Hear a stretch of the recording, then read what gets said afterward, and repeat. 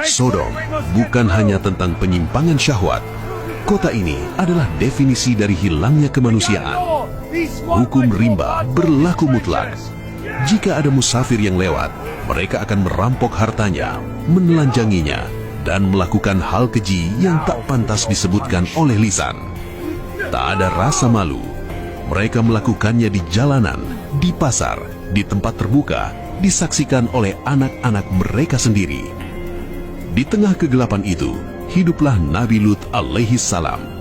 Keponakan Nabi Ibrahim ini diutus Allah untuk menjadi cahaya di tengah lumpur hitam. Tahun demi tahun, beliau berteriak, mengingatkan, "Wahai kaumku, aku adalah utusan Allah. Mengapa kalian mendatangi pria untuk melampiaskan syahwat? Bukan kepada istri kalian. Sungguh kalian adalah kaum yang melampaui batas. Lihatlah orang suci ini. Hei Lut, kalau kau memang benar, datangkan azab Allah sekarang juga, atau kau dan keluargamu pergi dari kota ini. Kau terlalu suci buat kami." Kesombongan mereka sudah sampai di titik nadir. Mereka menantang Allah. Dan ketika manusia menantang penciptanya, langit pun mulai bersiap. Sore itu, 3 orang pemuda asing tiba di gerbang kota. Ketampanan mereka bukanlah ketampanan manusia biasa. Wajah mereka bersinar seperti rembulan. Kulit mereka bersih tanpa noda debu perjalanan. Mereka adalah malaikat Jibril, Mikail, dan Israfil yang menyamar. Putri Lut sedang mengambil air di sungai dekat gerbang. Dia kaget melihat 3 pria itu. Wahai tuan-tuan, apa yang kalian lakukan di sini? Apakah kalian tidak tahu penduduk kota ini? Demi Allah, segeralah pergi dari sini sebelum mereka melihat kalian. Jangan khawatir. Kami hanya ingin bertamu ke rumah Lut. Lut bertemu mereka di depan pintu rumahnya. Wajah Lut pucat pasih. Ia berkeringat dingin melihat ketampanan tamunya. Gemetar, dadanya sesak.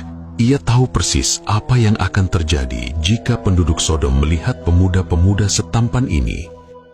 Hari itu adalah hari terberat dalam hidup Nabi Lut. Kaumku orang-orang jahat.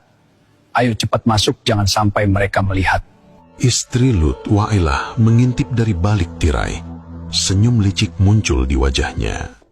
Namun, musuh terbesar Lut bukanlah orang asing, melainkan orang yang tidur di sebelahnya, istrinya sendiri. Istri Lut diam-diam naik ke atap rumah. Ia menyalakan api atau asap tanda isyarat. Penduduk kota melihat asap itu dan mulai berlarian seperti zombie. Istri Lut berbisik pada tetangga. Di rumah suamiku ada tamu pria, mereka sangat tampan. Cepat beritahu yang lain. Kabar itu menyebar lebih cepat dari api. Dalam sekejap, rumah Nabi Lut dikepung lautan manusia. Bukan untuk merampok, tapi untuk melampiaskan nafsu binatang mereka kepada para tamu suci itu. Lut menahan pintu dengan tubuhnya yang tua. Ia menangis, memohon pada kaumnya dari balik celah pintu. Wahai kaumku, bertakwalah kepada Allah. Jangankan hinakan aku di depan tamuku. Bukankah ada wanita-wanita negeri ini atau putri-putriku yang halal untuk kalian nikahi? Mengapa kalian begitu sesat? Pemimpin Sodom dari ujung pintu. Buka pintunya! Serahkan pemuda itu! Buka pintunya! Serahkan pemuda itu! Kami tidak butuh wanita, kami mau pemuda itu! Pintu mulai retak, kayu pecah, tangan-tangan warga mulai masuk lewat celah. Lut sudah pasrah, terduduk lemas. Seandainya aku punya kekuatan atau punya keluarga kuat yang bisa melindungiku. Jibril berdiri, cahaya terang mulai keluar dari tubuhnya. Ia memegang bahu Lut. Wahai Lut, tenanglah. Sesungguhnya kami adalah utusan Allah, mereka tidak akan bisa menyentuhmu. Jibril mengibaskan sayapnya atau tangannya ke arah pintu. Cahaya menyilaukan meledak, tiba-tiba berteriak memegang mata mereka. Mata mereka rata seperti kulit wajah, hilang. Aku tidak bisa melihat. Mataku. Tidak, mataku juga. Ini pasti sihir. Lut, dia pasti sudah menyihir kita. Sukan Lut. Lut buta. Kutukan ini. Kita semua terkena. Seketika itu juga, Allah menghapus penglihatan mereka. Mata mereka buta, rata seperti kulit wajah. Malam itu menjadi awal dari kiamat mereka. Pergilah sekarang, wahai Lut. Bawa keluargamu pergi. Dan ingat satu syarat. Jangan ada yang menoleh ke belakang. Kecuali istrimu. Dia akan binasa bersama mereka. Waktu subuh telah tiba. Batas toleransi Allah telah habis. Malaikat Jibril yang kini dalam wujud aslinya yang agung menancapkan ujung sayapnya ke dasar bumi Sodom. Ia mencungkil kota itu sampai ke akar-akarnya. Bayangkan, satu kota metropolitan diangkat utuh ke angkasa, sangat tinggi, hingga penduduk langit dunia bisa mendengar suara lolongan anjing dan koko ayam mereka. Mereka berteriak, bingung, melayang di antara awan. Lalu, Jibril membalikkan kota itu, yang atas menjadi bawah, yang bawah menjadi atas. Mereka dijatuhkan dari ketinggian langit dengan kepala menghunjam bumi lebih dulu.